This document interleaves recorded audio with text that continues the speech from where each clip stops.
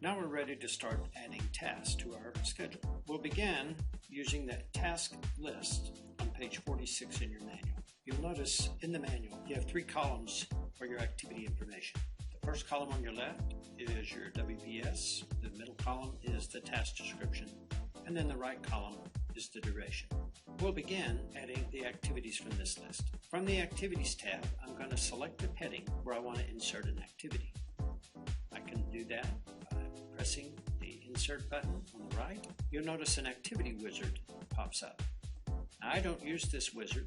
I'm going to select Do Not Show This Wizard again, click OK, Finish, and then I'll type in the name of the activity. Just notice to proceed. I've got a 0 duration. Now, to add the next activity, I can either hit the plus sign or I can select Insert and type Substantial Completion.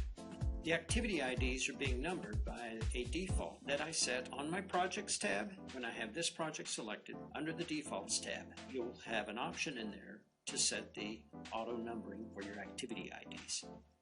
Now I'm going to add a design phase. I have one activity in my list for my design phase. I'm going to add an activity in my procurement for submittals. Let me show you how you can move activities if you like. If you put an activity under the wrong heading, I move my mouse over to the left and you'll see I get a little box next to my mouse. I can click and drag an activity into a different heading and it will automatically change the WBS. My next activities are in construction under general conditions. I have an activity for mobilization. I can hit Insert and add a new activity, trailer setup, and an activity for final claim.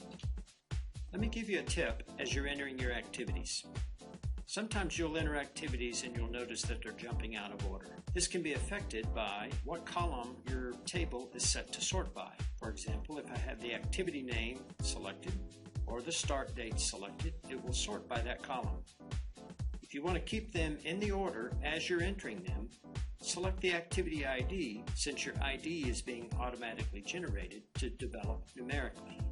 Now that your activities are entered, let's look at some features for the activities that you've entered. Make the Notice to Proceed a start milestone. These are milestone activities, so we want to set substantial completion as a finish milestone. The rest of these activities will be task dependent. If you're just building a schedule for construction, down in the details area, you'll want to keep fixed duration in units. This is the most common used duration type. I would be careful changing some of these settings for your activities. You'll notice down in these areas, here are the defaults that we have set up actually under the Project tab. And as these activities are generated, these defaults are set. You can customize these tabs by right-clicking in this detail area, selecting Customize Activity Detail, and here are a list of the tabs that my detail area is displaying, and I can remove those tabs by selecting a tab and moving it over to the left. There's several of these that I don't use, so I'm going to move some of them over and clean up my tabs. So I'm only getting the ones that I use the most. All of these tabs are detailed in your manual on page 47 to 54.